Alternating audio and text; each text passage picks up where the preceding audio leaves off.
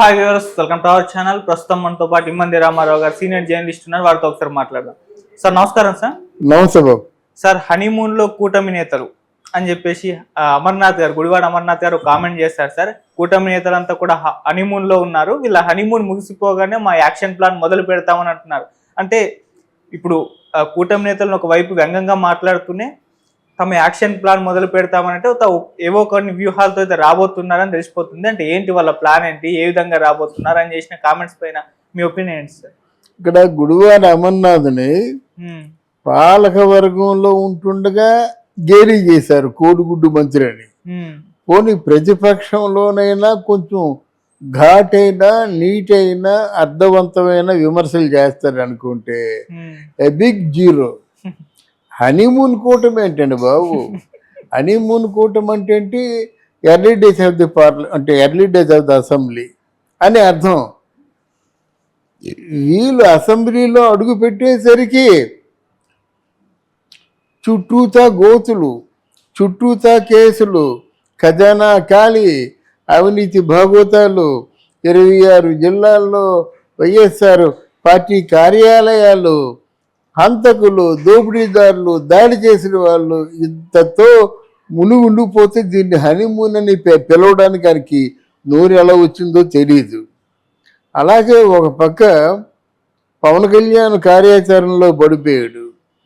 జనం అక్కడ ఉప్పాడు వెళ్ళాడు, అక్కడ వాళ్ళని ఈ విధంగా ఆదుకోవాలి, వాళ్ళ తాలూకు గ్రామీణాభివృద్ధి సంబంధితమైనటువంటి శాఖల మీద ఒక రివ్యూ చేశాడు.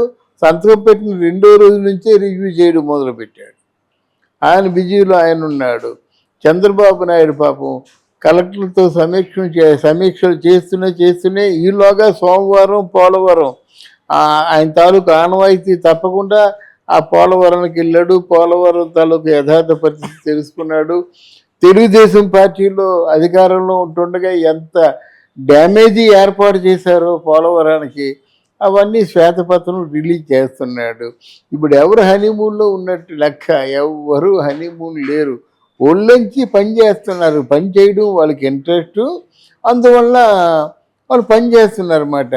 ఇంకా మరి కార్యాచరణలో దిగుదామని నువ్వు అనుకుంటున్నావు. ఎక్కడ అనకాపల్లిలో ఉండి కార్యాచరణలో దిగిపోయారు కదా మీ గురువు గారు, మీ నాయకుడు.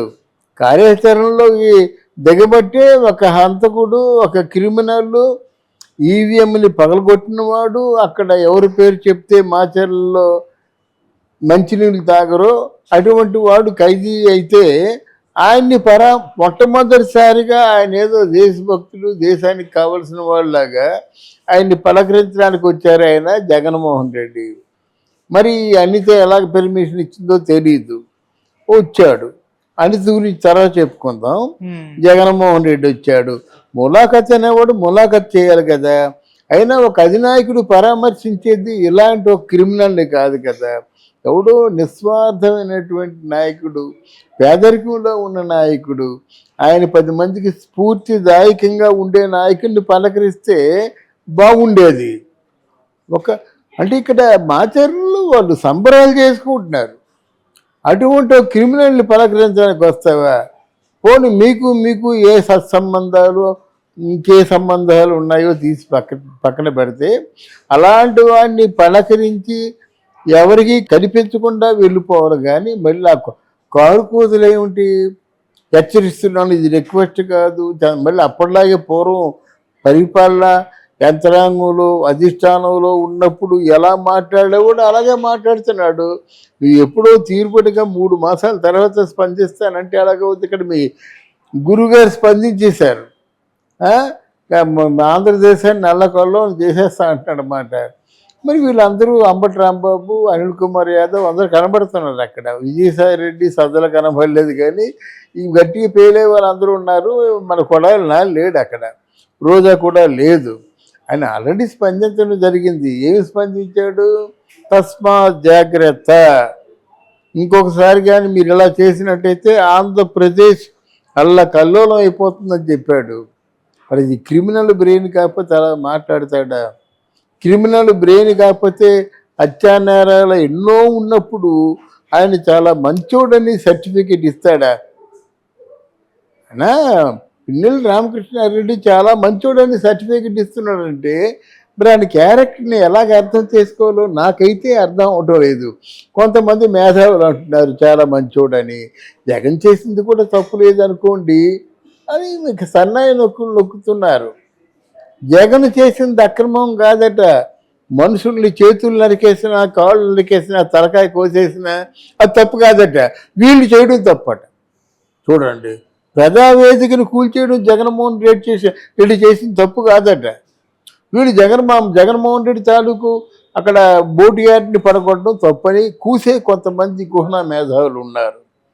కనుక ఇది ఇట్లాంటి దాన్ని ఏమంటారంటే పైశాచిక ఆనందంతో చెప్పుకునే మాటలు, ఈ మాటలే మిమ్మల్ని ప్రజల్లోంచి దూరం చేశాయి. జాగ్రత్తగా గమనించండి. ఈ లేనిపోని అబండాలు వేసి ప్రశ్నించే గొంతు నొక్కేసి తలలు పగలగొట్టి మనుషుల్ని మాఫీ చేసి ఎన్ని విధాలుగా మనుషులు చంపడానికి కూడా మరి మీరు సాహసించారు కదా, చంపారు కదా. మళ్ళీ మీరు ఇంకెందుకు ఇట్లాంటి వార్నింగ్లు ఇస్తారు? కార్యాచరణలో దిగితే నీ వెనక మనుషులు ఉండాలి కదా. అప్పుడు ఈరోజు బాపట్లలో 7 జాయిన్ అవుతున్నారు తెలుగుదేశంలో. 7 జడ్పీటీసీలు, ఎంపీటీసీలు జాయిన్ అవుతున్నారు. వాళ్ళతో పాటు కార్యకర్తలు జాయిన్ అవుతున్నారు. ఇంకేంటి మీరు చేసేది? చేయాలంటే మీ బలము కావాలి కదా. ఏమీ లేనిది మీరు ఊకదంపుడు ఉపన్యాసాలు ఇచ్చుకొని ప్రయోజనం ఏముంది? వాళ్ళే మీకు తస్మాత్ జాగ్రత్తగా ఉండండి, ఒళ్ళు దగ్గరుంచుకొని ప్రవర్తించండి అని వాళ్ళు మీకు వార్నింగ్ ఇవ్వాలా యాక్చువల్గా వాళ్ళ సంఖ్యాబలంతో. ఎందుకంటే మీరు అంతకుముందు సంఖ్యాబలాన్ని చూపించే కదా వార్నింగ్లు ఇచ్చారు. ఇప్పుడు వాళ్ళ సంఖ్యాబలం చూపిస్తే మీరు ఎక్కడ ఉండాలా? ఆమె దూరంలో ఉండాలా? అసలు అసెంబ్లీకి రావడానికి మనుషులు లేరు కదా మీకు. అందువల్ల ఎంత అమాయకుడైతే మాత్రం గుడివాడ అమర్నాథ్ లాంటి వాడికి, ఒక మినిస్టర్గా చేసిన వాడికి ఎంత చిన్న లాజిక్ అర్థం అవ్వలేదంటే ఆయన చూసి జాలిపడడం తప్ప మనం ఏం చేయలేం. ఓకే సార్, ఇప్పుడు మరి యాక్షన్ ప్లాన్ మొదలు పెడతామని అంటున్నారు. అంటే ఏ విధమైన వ్యూహాలతో జగన్మోహన్ రెడ్డి గారు రాబోతున్నారు? ఎలా తన పార్టీని మళ్ళీ బలోపేతం చేసుకుంటారు? ఏ విధంగా ఆయన పైన నమోదవుతున్న కేసులు కానివ్వండి, లేకుంటే వాళ్ళ నేతలు అరెస్ట్ అవుతున్నాయి, వాటన్నిటిని ఎలా ఎదుర్కొని నిలబెడతారు సార్? ఇది దబాయింపు అండి. ప్రజలు టాక్టీస్ అంటారన్నమాట. మనిషి మీద ఏదో భూగోళం బద్దలైపోతుందనేటువంటి భ్రమని కనిపించి వాళ్ళు భయపెట్టడం. ఆయన చేసింది అదే ప్రజలు అంత అమాయకులు అనుకుంటున్నారు. ప్రజలకు అన్నీ తెలుసు. మేము ఫీల్డ్లోకి వచ్చినట్టయితే మనుషులు ఎవరు ఉండరు అని వాళ్ళు చెప్తున్నారు. ఎలా ఉండరో చూద్దాం. మరి దేశంలో లా అండ్ ఆర్డర్స్ లేవా? హోము లేదా? ఇక ముందు కాకపోయినట్టయితే మనమే 10 వీడియోలు చేసి పెడతాం అన్నమాట. అందువల్ల అది ప్రజల టాక్టిక్స్. అంటే ప్రజల్ని భయభ్రాంతులు చేస్తే ఓటేయడం మానేస్తారు అనుకున్నాం. ఇప్పుడు ఆ ప్రజల్ని తిట్టడం లేదు. ప్రజలు మంచివాళ్ళేనంట. వీళ్ళు ఏదో మాయ మాటలు చెప్పి వాళ్ళకి మాయ లేనిపోని ఆశలు కల్పించి నేను ఓడిపోయేలా చేశాడు చంద్రబాబు నాయుడు అని అంటున్నాడు ఆయన.